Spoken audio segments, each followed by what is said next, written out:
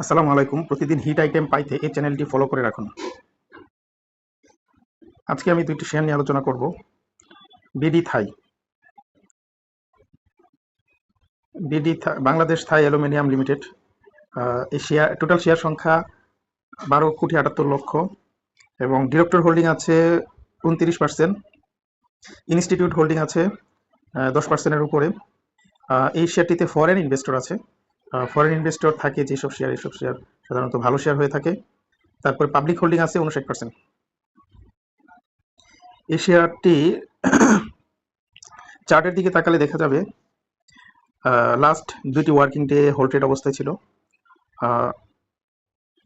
এবং ভলিউমও মোটামুটি ভালো করেছে। ভলিউম প্রথম হোল্ড রেট একটু বেশি ছিল, দ্বিতীয় হোল্ড রেট অবস্থায় এত ভলিউম করে নাই। যেহেতু দ্বিতীয় হোল্ড রেট অবস্থায় ভলিউম করে নাই, এই শেয়ারটি আমার মনে হয় আরও বাড়বে, হোল্ড রেট আরও থাকতে পারে।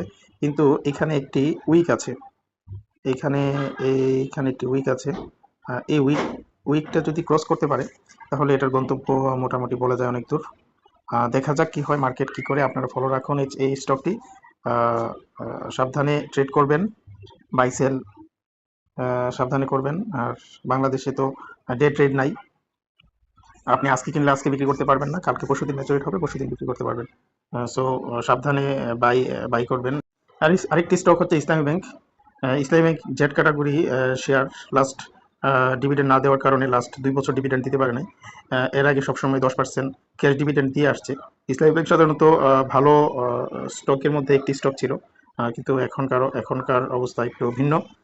রাজনৈতিক প্রভাব, তারপর বাকি আরও বিভিন্ন প্রভাবের কারণে শেয়ারটির অবস্থা খুব খারাপ সিচুয়েশনে চলে গেছে। শেয়ারটির সংখ্যা 161 কোটি, শেয়ার সংখ্যা 161 কোটি, বিগ পেড শেয়ার। ব্যাংক সেক্টরগুলো সাধারণত বিগ পেড শেয়ার হয়ে থাকে। এইখানে ফরেন ইনভেস্টর আছে প্রায় 18% ফরেন ইনভেস্টর আছে। পাবলিকের কাছে আছে কম, পাবলিকের কাছে আছে প্রায় 7% শেয়ার পাবলিকের কাছে আছে, বাকি ম্যাক্সিমাম শেয়ারই হচ্ছে ইনস্টিটিউটের কাছে। তো এটা যখনই এটা আপ ট্রেন্ডে যায় তখন এটা গেমিং শেয়ার হয়ে যায়, কারণ ইনস্টিটিউটের কাছে বেশি সংখ্যক শেয়ার থাকার কারণে এটা গেমিং হয় বেশি। আর এটা ইন্ডেক্সের উপরও ভালো প্রভাব ফেলে। এটা যখন ভালো করে ইন্ডেক্স মোটামুটি ভালো থাকে, এটা যখন খারাপ করে, ইসলামিক যখন খারাপ করে তখন ইন্ডেক্সও মোটামুটি একটা ভালো প্রভাব ফেলে। গতকালকে এটা লোতে বাই সেল হওয়ার পরেও পরে এটা আবার হোল্ড রেট করে। এটা লাস্ট কি হয় এটা বলা যাচ্ছে না, তবে আমার মনে হচ্ছে এটা বেশ কয়েকদিন উপরে হোল্ড রেট থাকতে পারে। তো আপনারা এই শেয়ারটাতে ফলো রাখতে পারেন, যদিও জেড ক্যাটাগরি শেয়ার, কিন্তু এই শেয়ারটা যখন আপ ট্রেন্ড নেই তখন মোটামুটি কয়েকদিন একটা আপ ট্রেন্ডে থাকে। তো এটা যেহেতু নিচে চলে গেছে, এটা মোটামুটি কয়েকটা আপ ট্রেন্ড নিতে পারে। আপনারা এই শেয়ারটাও ফলো রাখতে পারেন। আসসালামু আলাইকুম। আরেকটি স্টক হচ্ছে ইসলামী ব্যাংক। ইসলামী bank Z category share. Last dividend না দেওয়ার কারণে লাস্ট 2 বছর ডিভিডেন্ড দিতে পারে নাই। এর আগে সবসময় 10% ক্যাশ ডিভিডেন্ড দিয়ে আসছে। ইসলামী ব্যাংক সাধারণত ভালো স্টকের মধ্যে একটি স্টক ছিল, কিন্তু এখনকার অবস্থা একটু ভিন্ন। রাজনৈতিক প্রভাব, তারপর বাকি আরও বিভিন্ন প্রভাবের কারণে শেয়ারটির অবস্থা খুব খারাপ সিচুয়েশনে চলে গেছে। শেয়ারটির সংখ্যা 161 কোটি, শেয়ার সংখ্যা 161 কোটি, বিগ পেড শেয়ার। ব্যাংক সেক্টরগুলো সাধারণত বিগ পেড শেয়ার হয়ে থাকে। এইখানে ফরেন ইনভেস্টর আছে প্রায় 18% ফরেন ইনভেস্টর আছে। পাবলিকের কাছে আছে কম, পাবলিকের কাছে আছে প্রায় 7% শেয়ার পাবলিকের কাছে আছে, বাকি ম্যাক্সিমাম শেয়ারই হচ্ছে ইনস্টিটিউটের কাছে। তো এটা যখনই এটা আপ ট্রেন্ডে যায় তখন এটা গেমিং শেয়ার হয়ে যায়, কারণ ইনস্টিটিউটের কাছে বেশি সংখ্যক শেয়ার থাকার কারণে এটা গেমিং হয় বেশি। আর এটা ইন্ডেক্সের উপরও ভালো প্রভাব ফেলে। এটা যখন ভালো করে ইন্ডেক্স মোটামুটি ভালো থাকে, এটা যখন খারাপ করে, ইসলামিক যখন খারাপ করে তখন ইন্ডেক্সও মোটামুটি একটা ভালো প্রভাব ফেলে। গতকালকে এটা লোতে বাই সেল হওয়ার পরেও পরে এটা আবার হোল্ড রেট করে। এটা লাস্ট কি হয় এটা বলা যাচ্ছে না, তবে আমার মনে হচ্ছে এটা বেশ কয়েকদিন উপরে হোল্ড রেট থাকতে পারে।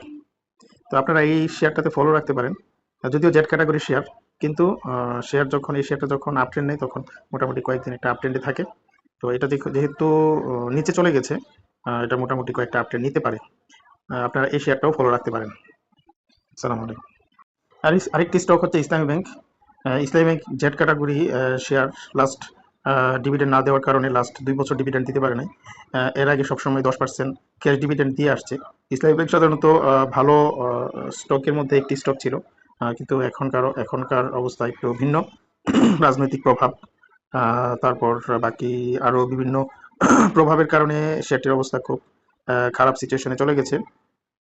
শেয়ারটির সংখ্যা 161 কোটি, শেয়ার সংখ্যা 161 কোটি, বিগ পেইড শেয়ার। ব্যাংক সেক্টরগুলো সাধারণত বিগ পেইড শেয়ার হয়ে থাকে। এইখানে ফরেন ইনভেস্টর আছে, প্রায় 18% ফরেন ইনভেস্টর আছে। পাবলিকের কাছে আছে কম, পাবলিকের কাছে আছে প্রায় 7% শেয়ার পাবলিকের কাছে আছে, বাকি ম্যাক্সিমাম শেয়ারই হচ্ছে ইনস্টিটিউটের কাছে। তো এটা যখনই এটা আপ ট্রেন্ডে যায় তখন এটা গেমিং শেয়ার হয়ে যায়, কারণ ইনস্টিটিউটের কাছে বেশি সংখ্যক শেয়ার থাকার কারণে এটা গেমিং হয় বেশি। আর এটা ইন্ডেক্সের উপরও ভালো প্রভাব ফেলে। এটা যখন ভালো করে ইন্ডেক্স মোটামুটি ভালো থাকে, এটা যখন খারাপ করে ইসলামী ব্যাংক যখন খারাপ করে তখন ইন্ডেক্সও মোটামুটি একটা ভালো প্রভাব ফেলে। গতকালকে এটা লোতে বাই সেল হওয়ার পরেও পরে এটা আবার হোল্টেড করে। এটা লাস্ট কি হয় এটা বলা যাচ্ছে না, তবে আমার মনে হচ্ছে এটা বেশ কয়েকদিন উপরে হোল্টেড থাকতে পারে।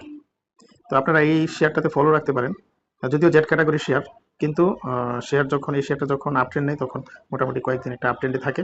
তো এটা যেহেতু নিচে চলে গেছে, এটা মোটামুটি কয়েকটা আপ ট্রেন্ড নিতে পারে। আপনারা এই শেয়ারটাও ফলো রাখতে পারেন। আসসালামু আলাইকুম।